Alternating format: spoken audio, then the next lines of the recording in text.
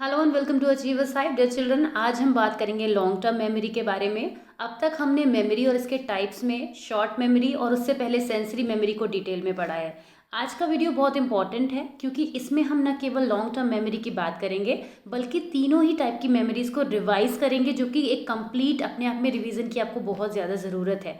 मैं आपको कुछ इंट्रोडक्शन दूंगी about long term memory, then I will be taking you to that video जिसमें हम डिटेल में बात करेंगे कि लॉन्ग टर्म मेमोरी कैसे वर्क करती है। हमने आपको लास्ट वीडियो में ये चीज़ बताई थी कि सेंसरी मेमोरी वो मेमोरी होती है जब हम अपने एनवायरनमेंट से कोई इन्फॉर्मेशन रिसीव करते हैं, उसके बाद वो कुछ देर के लिए हमारे पास रुक कर चली जाती है for a very very fraction of time, small seconds of time जिसको हम बोलेंगे, उतना हमारे पास रुकती है और चली जाती है, फेड आउट हो जाती है। Then it is sensory memory. Sensory memory जब थोड़ी देर और स्टे करती है तब वो बन जाती है शॉर्ट टर्म मेमोरी। अब शॉर्ट टर्म मेमोरी जो होती है वो लॉन्ग टर्म मेमोरी में कैसे कन्वर्ट होती है? Due to the rehearsal, attention की वजह से sensory memory short term memory बनती है और रिहर्सल की वजह से short term memory long term memory बनती है।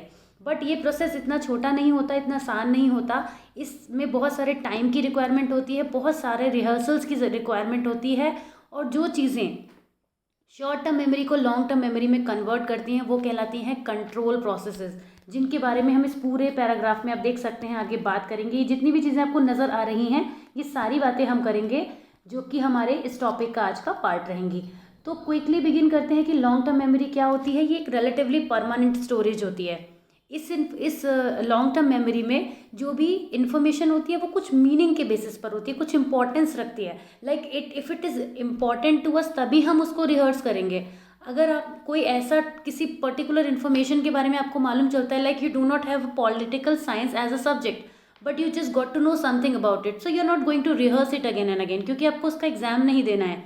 अगर आप साइकोलॉजी में लॉन्ग टर्म मेमोरी पढ़ रहे हैं, कोई भी टॉपिक पढ़ रहे हैं, आप उसको रिहर्स करते हैं। एनीथिंग यू स्टडी, आप अपने एग्जामिनेशन के पॉइंट ऑफ व्यू से उसको बार बार रिहर्स करते हैं, प्रैक्टिस करते हैं, जिसकी वजह से वो चीज़ें बेटर हो जाती हैं। देखिए, मैथ्स से अच्छे एग्जाम्पल इसमें क्या हो सकता है? मैथ्स के क्वेश्चंस को हम कभी भी एक बार करके नहीं छोड़ते, हम उनकी प्रैक्टिस करते हैं जिससे वो एक पैटर्न हमारे दिमाग में सेट हो जाए, फिर सिमिलर कोई भी क्वेश्चन हमारे सामने आ जाए हम उसे बड़ी आसानी से कर लेते हैं। तो लॉन्ग टर्म मेमोरी में उस चीज़ों को फिक्स करना ज़रूरी होता है, और ऐसी इन्फॉर्मेशन होती है जो शॉर्ट टर्म से ही लॉन्ग टर्म में जाती है। कोई भी इन्फॉर्मेशन डायरेक्टली लॉन्ग टर्म नहीं बनती। ये भी एक बहुत इंपॉर्टेंट बात है जो आपको समझनी होगी कि कोई भी इन्फॉर्मेशन डायरेक्टली लॉन्ग टर्म नहीं हो जाती है। It has to come from the sensory to the short term and then to the long term memory. तो ये एक पूरा प्रोसेस होता है, और ये एक ऑर्गेनाइज्ड प्रोसेस होता है जिसमें हम इन्फॉर्मेशन को मीनिंगफुल बना लेते हैं। जब वो लॉन्ग टर्म तक पहुंचती है, मीनिंगफुल बन जाती है, सेंसिबल बन जाती है, कुछ यूज़ की होती है वो। आप किसी भी इररिलेवेंट इन्फॉर्मेशन को स्टोर कर ही नहीं पाएंगे, कोशिश करेंगे तो भी नहीं कर पाएंगे। तो इसीलिए हम इस रेलेवेंट और मीनिंगफुल इन्फॉर्मेशन को अपनी लॉन्ग टर्म में सेव करते हैं। तो चलिए अब मैं आपको एक्सप्लेन करती हूँ कि कैसे ये तीनों मेमोरीज एक बार फिर से रिकॉयल करने की हमें ज़रूरत है, क्योंकि कंट्रोल प्रोसेसेस जो अब आगे मैंने अभी आपको दिखाए थे उनको समझने के लिए बड़ा ज़रूरी है कि इन तीनों को एक साथ समझा जाए। तो ये वीडियो थोड़ा लंबा हो सकता है लेकिन बहुत ज़्यादा इन्फॉर्मेटिव रहेगा, इसको एंड तक ज़रूर देखिएगा। और उसके बाद आप कोई भी डाउट हो, कोई भी प्रॉब्लम, कोई भी क्वेश्चन हो तो ज़रूर कमेंट बॉक्स में ड्रॉप कीजिएगा। तो चलिए क्विकली बिगिन करते हैं about all these things, the stages of memories. Nature of memory में तो हमने बेसिक चीज़ें मेमोरी के बारे में डिस्कस की थी कि मेमोरी क्या होती है, कैसे फॉर्म होती है, कैसे इसका कंसेप्ट है। लेकिन जो इंपॉर्टेंट पॉइंट यहाँ पर आते हैं कि मेमोरी की स्टेजेस क्या होती है। मेमोरी 3 स्टेजेस में फॉर्म होती है। First is sensory memory, second is short term memory and third is long term memory. हमने स्टेज मॉडल में ये भी डिस्कस किया था कि किस तरह से हमें इंफॉर्मेशन जो एनवायरनमेंट से रिसीव होती है वो रिसीव होने के बाद हमारे सेंसेस पे आकर रजिस्टर होती है। सेंसेस के थ्रू वो हमारे शॉर्ट टर्म मेमोरी में कन्वर्ट हो जाती है after paying certain attention to it. उसके बाद अगर हम उसका एलैबोरेटिव रिहर्सल करते हैं, डिटेल में रिहर्सल करते हैं, बार बार रिहर्स किए जाने की वजह से वो मेमोरी लॉन्ग टर्म मेमोरी में कन्वर्ट हो जाती है। हमने तीनों को एक एक करके समझा है कि शॉर्ट टर्म मेमोरी क्या होती है, सेंसरी मेमोरी क्या होती है, शॉर्ट टर्म मेमोरी क्या होती है, लॉन्ग टर्म मेमोरी क्या होती है। एक क्विक रिवीजन इसका करते हैं और इसी के संग हम इसकी कनेक्टिविटी में लेते चलेंगे टॉपिक को, और आपको खुद ही मालूम चल जाएगा कि हम कहाँ से अपना टॉपिक शुरू करने जा रहे हैं। सबसे पहले हम सेंसरी मेमोरी की बात करते हैं। सेंसरी मेमोरी यानी कि वो इन्फॉर्मेशन, जब कोई इन्फॉर्मेशन हमें अपने सेंसेस के थ्रू रिसीव होती है तो वो बहुत ही कम टाइम के लिए, फ्रैक्शन ऑफ सेकंड के लिए, sometime less than a second, वो इन्फॉर्मेशन हमें रिसीव होती है, हमारे पास रहती है।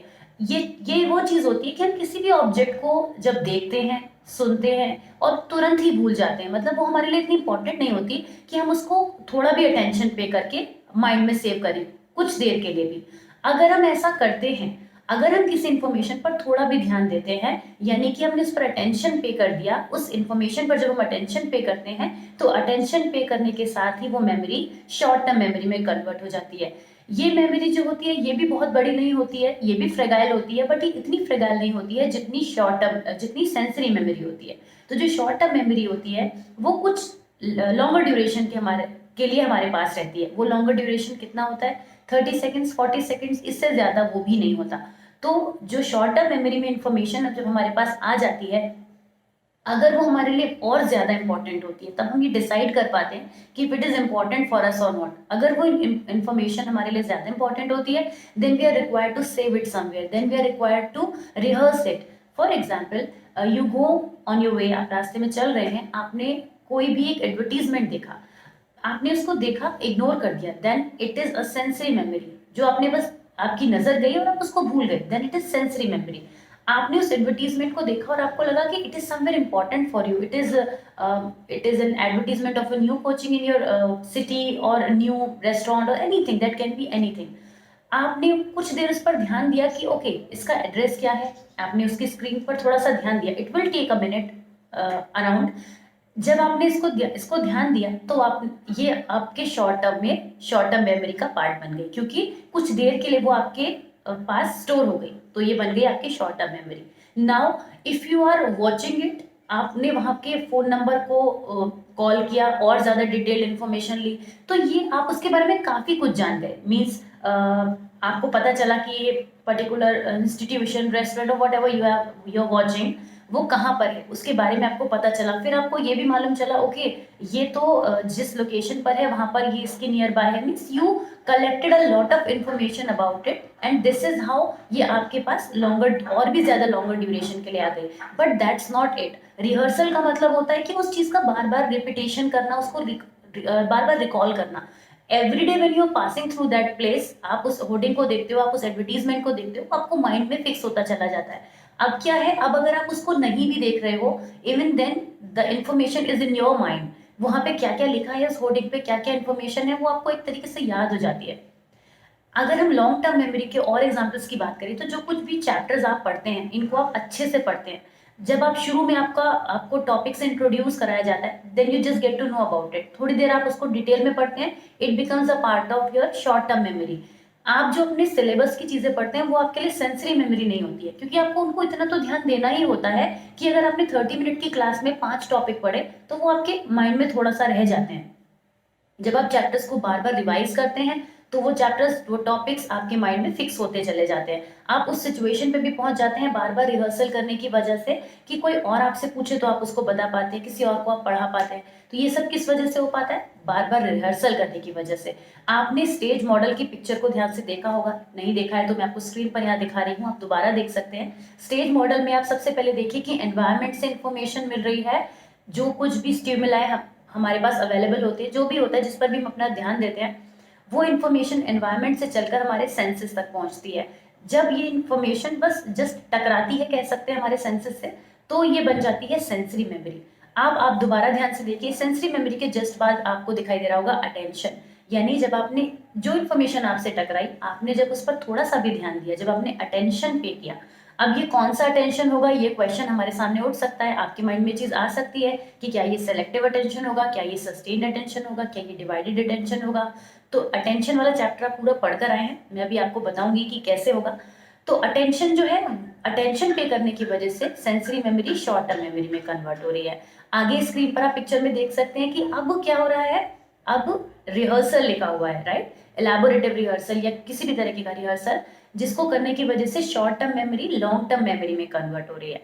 हमने इन तीनों के बारे में पहले भी डिटेल में पढ़ा है, अभी भी हम डिस्कस कर रहे हैं, लेकिन जो आज के वीडियो में हम डिस्कस करेंगे, that will be these processes, वो प्रोसेसेस जिसके थ्रू इंफॉर्मेशन एक मेमोरी से दूसरी मेमोरी में ट्रांसफॉर्म हो जाती है, they are called control processes. Please listen to that again, कि the processes which are responsible for an information to convert from their one phase to another, or from one kind of memory to another, or one stage of memory to another stage of memory, that are called control processes. In processes को Atkinson and Richard ने ही define किया था। आपको पता ही है कि Atkinson Richard शिफ्रिन का ही model है, स्टेज मॉडल जो है वो मेमोरी का एटकिंसन और रिचर्ड ने दिया था।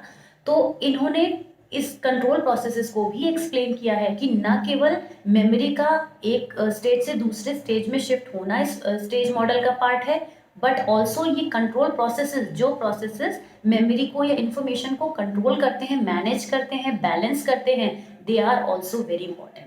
तो इतने डिस्कशन के बाद हम अब टॉपिक पर आए हैं कि हमें एक्चुअली आज पढ़ना क्या है। आई होप कि कनेक्टिविटी की वजह से आप समझ पाए होंगे कि ये कंट्रोल प्रोसेसेस कहाँ एग्जिस्ट करते हैं स्टेज मॉडल में। अब हम बात करते हैं कि कंट्रोल प्रोसेसेस होते कौन कौन से हैं। देखिए, दो तो आपको पिक्चर में नजर आ गए, एक हमने अटेंशन की बात करी और दूसरा हमने रिहर्सल की बात करी। इन्हीं को डिटेल में हम डिस्कस करेंगे। सबसे पहले हम बात करेंगे अटेंशन, जो कि होगा सिलेक्टिव अटेंशन। आपने लास्ट वीडियोस देखे होंगे, अगर आपने नहीं देखे हैं सिलेक्टिव अटेंशन, आप नहीं जानते हैं क्या क्या होता है, तो आप चैप्टर 5 का कोई भी वीडियो देख सकते हैं जिसमें सेलेक्टिव अटेंशन के बारे में हमने डिस्कशन किया हुआ है। तो वहां पर आपको ये चीज़ बिल्कुल क्लियर हो जाएगी कि सेलेक्टिव अटेंशन क्या होता है। सबसे पहले हम जिस कंट्रोल प्रोसेस की बात करेंगे that will be selective attention. Second हम बात करेंगे मेंटेनेंस रिहर्सल। थर्ड हम बात करेंगे chunking, and then fourth we will be talking about elaborative rehearsals. इन चारों के बारे में हम डिटेल में बात करेंगे। And these 4 are called control processes. देखिए, सबसे पहले हम स्टार्ट करते हैं अटेंशन से, जिसको कि हम यहाँ पे सेलेक्टिव अटेंशन कह रहे हैं। जब इंफॉर्मेशन सेंसरी से शॉर्ट टर्म मेमोरी में जाती है तो वहां पर हमें स्टिमुलाई को सेलेक्ट करना होता है। अटेंशन पे जो हम करते हैं वो सेलेक्टिव अटेंशन होता है, ड्यू टू द फैक्ट कि सेलेक्टिव अटेंशन में हम स्टिमुलाई पर अटेंशन जो है वो पे करते हैं, but we select something out of it. ऐसा हम क्यों करते हैं, मैं आपको ये चीज़ भी समझाती चलती हूँ। जब आपने रास्ते में कोई भी चीज़ देखी या आप कोई भी पर्टिकुलर बुक, कोई पर्टिकुलर टॉपिक अपनी बुक में सर्च कर रहे हैं या किसी पेज पर कुछ सर्च कर रहे हैं, then you are required to select it, then you are required to focus on that particular चीज़। जो भी चीज़, जिस चीज़ पर भी आप फोकस करना चाह रहे हैं, आपको उस पर्टिकुलर पर फोकस करना होता है, यानी आपको सेलेक्टिव होना होता है वहाँ पर। तो हमारी जो इन्फॉर्मेशन सेंसरी से शॉर्ट टर्म में जा रही है उसके लिए हमें सेलेक्टिव होना है। We have to be very particular कि हमें ये चीज़ चाहिए, हमें ये चीज़ जो है वो हमारे लिए फिलहाल इंपॉर्टेंट है, हम उसको ही अपने सेंसेस से आगे ले जाकर शॉर्ट टर्म में कन्वर्ट करने की कोशिश करते हैं। तो इसीलिए जो सबसे इंपॉर्टेंट बात हो जाती है वो यहाँ पे हो जाती है कि जो अटेंशन होता है वो सेलेक्टिव अटेंशन होता है। तो सेलेक्टिव अटेंशन पहला कंट्रोल प्रोसेस होता है जो कि हमारे स्टेजेस को रेगुलेट करता है कि कैसे इंफॉर्मेशन शॉर्ट टर्म में कन्वर्ट होगी। उसके बाद हमारे पास सेकंड आता है, सेकंड कंट्रोल प्रोसेस आता है मेंटेनेंस रिहर्सल। कोई भी इंफॉर्मेशन हमने रिसीव करी उसको कुछ देर तक हमें मेंटेन करके अपने पास रखना है। मेंटेनेंस रिहर्सल में जो वर्ड है ना, मेंटेनेंस एंड रिहर्सल, यही चीज एक्सप्लेन कर रहा है कि जो इन्फॉर्मेशन है उसको फॉर द टाइम बीइंग हमें मेंटेन करके रखना है, इसीलिए उसका नाम है मेंटेनेंस रिहर्सल। ऐसा रिहर्सल जिसे बहुत ज्यादा भी नहीं करना है और इतना करना है कि जो इन्फॉर्मेशन है वो सर्वाइव कर जाए। इसको मैं एग्जाम्पल से आपको बेटर समझाने की कोशिश करती हूँ। आपको मान लीजिए आपके एक फोन में ओटीपी आया, राइट। ओटीपी आपको किसी दूसरे आप मान लीजिए लैपटॉप पे वर्क कर रहे हैं, फोन पे आपकी ओटीपी आया, तो आप वहां से कॉपी पेस्ट नहीं कर सकते। मान लेते हैं, मान के लेते हैं ऐसा ही होगा कि आप फोन से कॉपी पेस्ट नहीं कर सकते इवन जब तक आपने इसको कनेक्ट नहीं किया हुआ है। अब जब आपके पास लैपटॉप, जो आपके पास इन्फॉर्मेशन आई, ओटीपी आया, आप उसको जब तक अपने लैपटॉप में जहां पर आपको उस ओटीपी को फीड करना है वहां तक के प्रोसेस में जब तक आप उसको याद करके नहीं रखेंगे, suppose the OTP is 512345, so you will be required to rehearse it 512345, 512345. This is how you will recall it again and again. So you will maintain it for the time being जब तक आप उसको use नहीं कर लेते, right. तो ये हो गया, ये वो रिहर्सल हो गया जो इन्फॉर्मेशन को मेंटेन करे रखने के लिए, जिंदा बनाए रखने के लिए, कि जब तक हमें वो हमारा काम नहीं हो जाता हमें उसको यूज करने के लिए उसकी रिक्वायरमेंट है। ऐसा रिहर्सल जो किसी भी इंफॉर्मेशन को मेंटेन करके रखता है तब तक जब तक हम उसका यूज नहीं कर लेते, वो कहलाता है मेंटेनेंस रिहर्सल। इसके बाद आता है एक और कंट्रोल प्रोसेस जिसको हम बोलते हैं chunking. See I would suggest you कि चंकिंग के लिए एक स्पेशली मिलर्स मैजिक नंबर जो है उसका एक स्पेसिफिक वीडियो है। अगर आप चाहते हैं तो आप उसको ज़रूर देखिएगा, मैं डिस्क्रिप्शन बॉक्स में उसका लिंक दे रही हूँ। यहाँ पे भी मैं आपको समझा रही हूँ, ऐसा नहीं है कि मैं यहाँ नहीं समझा रही हूँ, लेकिन वो एक अपने आप में डिटेल्ड एक्सप्लेनेशन है और वो आपको बहुत ज़्यादा हेल्प करेगा अंडरस्टैंड करने में कि मिलर्स मैजिक नंबर क्या है, चंकिंग क्या होती है, कैसे होता है डिटेल में। But chunking is basically grouping. Chunking जो वर्ड है दैट जो है ग्रुपिंग है। जैसे कि मान लीजिए आपका जो फोन नंबर है, आप उसको 1 बाय 1 डिजिट में याद कर सकते हैं, आपका तरीका है, आप इसे कर सकते हैं। या आप ऐसा भी कर सकते हैं कि आपने फर्स्ट 4 डिजिट के बाद 3 3 के सेट में याद कर लिया, 4 3 3। कुछ लोग ऐसा भी करते हैं 2 2 2 5 जो उसके सेट बना सकते हैं, राइट। तो chunking, this is called chunking. अगर सिंपल मैं बोलूँ कि चंकिंग क्या है तो ये है, ये हमारा एक ऐसा प्रोसेस होता है जो इन्फॉर्मेशन को लॉस्ट नहीं होने देता। कोई भी कंट्रोल प्रोसेस जो हम अभी तक डिस्कस कर रहे हैं वो हमारी इन्फॉर्मेशन को लॉस्ट होने से बचाने के लिए होता है। कंट्रोल करता है मीन्स इन्फॉर्मेशन मिस्ड आउट ना हो जाए, खत्म ना हो जाए, उसको रोके रखने के लिए, उसको फॉरवर्ड करते ले जाने के लिए। अब जो भी जिस कंट्रोल प्रोसेस में जैसे एफर्ट्स लगेंगे वो उतना ही इन्फॉर्मेशन को सर्वाइव कराएगा। अभी हम जो 3 प्रोसेसेस की बात कर रहे हैं, इन तीनों में ही इंफॉर्मेशन सेंसरी से कन्वर्ट होकर शॉर्ट में जाती है। जब हम अटेंशन पे करते हैं तो हमें पता है सेलेक्टिव अटेंशन पे करने के बाद इंफॉर्मेशन सेंसरी से शॉर्ट में जाती है। जब हम मेंटेनेंस रिहर्सल करते हैं, यहाँ पर भी इंफॉर्मेशन सेंसरी में लॉस्ट ना हो जाए, उसको शॉर्ट टर्म तक ले जाने के लिए, सर्वाइव कराने के लिए हम मेंटेनेंस रिहर्सल का यूज करते हैं। Then comes chunking. Chunking is also one of the thing. मान लीजिए कि आपके पास फोन नहीं है, किसी ने बोला कि जरा मेरा नंबर सेव कर लो, तो आपने जब तक किसी ने नंबर बोला तो आपने पेपर पेन निकाला फटाफट से। जब तक आपका पेपर पेन आप अपने बैग में ढूंढ रहे हैं या मे बी आप फोन ही ढूंढ रहे हैं नोट करने के लिए, उतनी देर में आप क्या करेंगे, उसको फटाफट से रिकॉल करने की कोशिश करेंगे। या कहीं पे कोई फोन नंबर लिखा हुआ है और आप उसको देखकर नोट करना चाहते हैं या वो स्क्रीन पर आ गया, वही चीज एग्जाम्पल हो गई ओटीपी वाला, तो उस केस में आप क्या करेंगे, आप फटाफट से इसको बार बार याद करेंगे, ग्रुप में याद करने की कोशिश करेंगे, बड़ी इंफॉर्मेशन को छोटा बनाने की कोशिश करेंगे जिससे कि वो लॉस्ट ना हो जाए। तो every time we use these processes to control the information to keep it going, ये हम कह सकते हैं। अब इसके बाद हम बात करते हैं चंकिंग। आपको समझ में आ गया, चंकिंग में हम ग्रुपिंग कर लेते हैं, ग्रुपिंग की हेल्प से चीजें आसान हो जाती हैं। और ये चंकिंग का जो कंसेप्ट है वो मिलर ने दिया था। मिलर ने अपना एक मैजिक नंबर भी दिया है जिसे हम बोलते हैं millers magic number. Millers magic number के अकॉर्डिंग कोई भी इंफॉर्मेशन, कोई भी जो डेटा होता है वो 7 + -2 की फॉर्म में हमें दिखता है इससे मतलब यहाँ पर ये है कि या तो इंफॉर्मेशन 5 बिट्स में लर्न हो जाती है या 9 बिट्स में लर्न हो जाती है। 7 + -2 का उसका कंसेप्ट रहता है। उसको अगर आप डिटेल में समझना चाहते हैं, उसकी फिलहाल जरूरत यहाँ नहीं है, लेकिन अगर उसको आप डिटेल में समझना चाहते हैं then please watch that video, it will be definitely useful for you. और वो है भी आपके सिलेबस में, मिलर्स मैजिक नंबर भी आपके सिलेबस में है, बाहर की चीज नहीं है, तो वो भी आपको समझ लेनी चाहिए, आपके काम आएगी। आगे हम बढ़ते हैं, अब हम बात करते हैं इलैबोरेटिव रिहर्सल की। The word says elaboration. Elaborative rehearsal का मतलब हो गया, अब जो रिहर्सल है वो इलैबोरेशन के साथ होगा, लार्ज स्केल पे होगा, ज्यादा प्रैक्टिस की हमें जरूरत होगी। तो इलैबोरेटिव रिहर्सल और मेंटेनेंस रिहर्सल के बीच में डिफरेंस का एक क्वेश्चन कभी कभी आ जाता है। जब ये डिफरेंस आएगा तो बहुत सिंपल सी बात है कि मेंटेनेंस रिहर्सल में हमें इंफॉर्मेशन को मेंटेन करके रखना होता है जब तक वो हमें यूज करनी होती है। लेकिन इलैबोरेटिव रिहर्सल में हम क्या करते हैं, हम इलैबोरेशन करते हैं, इंफॉर्मेशन को बार बार, कई बार, मल्टीपल टाइम्स प्रैक्टिस करते हैं, रिहर्स करते हैं, जिससे क्या होता है कि वो इंफॉर्मेशन लॉन्गर पीरियड के लिए हमारे पास रह जाती है। इलैबोरेटिव रिहर्सल का जो यूज होता है वो शॉर्ट टर्म मेमोरी को लॉन्ग टर्म मेमोरी में कन्वर्ट करने के लिए होता है, जबकि मेंटेनेंस रिहर्सल जो होता है वो सेंसरी मेमोरी को शॉर्ट टर्म मेमोरी में कन्वर्ट करने के लिए होता है। एक डिफरेंस ये भी हो गया आपके पास, 2 डिफरेंसेस तो यहीं से निकल आए इस डिस्कशन से। तो इलैबोरेटिव रिहर्सल कब यूज होता है, जब हमें शॉर्ट टर्म मेमोरी को बार बार हमें रिहर्स करना होता है। ये इलैबोरेटिव रिहर्सल्स क्या है कि आपने चैप्टर पढ़ लिया है, अब आप यहाँ पर आकर वीडियो देख रहे हैं, हो सकता है इसके बाद आप अपने नोट्स पे भी जाकर रिकॉल करें, चीजों को बार बार प्रैक्टिस करें ताकि एग्जाम में आपका सबसे अच्छा स्कोर क्लास में आ पाए। तो वो सारे एफर्ट्स जो आप एक टॉपिक को क्लियर करने के लिए, एक इंफॉर्मेशन को लॉन्गर पीरियड के लिए सर्वाइव कराने के लिए करेंगे, वो होगा इलैबोरेटिव रिहर्सल। और इलैबोरेटिव रिहर्सल तभी यूज किया जाता है, तभी प्रैक्टिस में आता है जब हमें इंफॉर्मेशन को शॉर्ट टर्म मेमोरी से लॉन्ग टर्म मेमोरी में ले जाना होता है। लॉन्ग टर्म मेमोरी का मतलब कोई भी इंफॉर्मेशन बहुत बहुत लंबे टाइम के लिए स्टोर करनी होती है। तो ये तो हो गए कंट्रोल प्रोसेसेस जिनके बारे में हमने बात करी, और इसी के साथ स्टेज मॉडल कंप्लीट हो गया। स्टेज मॉडल को जब आप डिफाइन करेंगे तो ना केवल उसकी स्टेजेस को डिफाइन करेंगे, बल्कि उसके साथ साथ आपको कंट्रोल प्रोसेसेस को भी डिफाइन करना होगा। एग्जाम के पॉइंट ऑफ व्यू से कुछ इंपॉर्टेंट चीज़ें मैं आपको बताती चलती हूँ कि आपके एग्जाम में इस एक stage model information processing approach में से बहुत टाइप के क्वेश्चंस बन सकते हैं। किस किस तरह से? आपसे सेंसरी शॉर्ट लॉन्ग मेमोरी के बारे में अलग से सेपरेट क्वेश्चन पूछा जा सकता है, जो शॉर्ट में पूछे जा सकते हैं। पूरा इंफॉर्मेशन प्रोसेसिंग अप्रोच पूछी जा सकती है कि ये क्या होती है। एटकिंसन शिफ्रिन का स्टेज मॉडल अलग से पूछा जा सकता है। कंट्रोल प्रोसेसेस अलग से पूछे जा सकते हैं।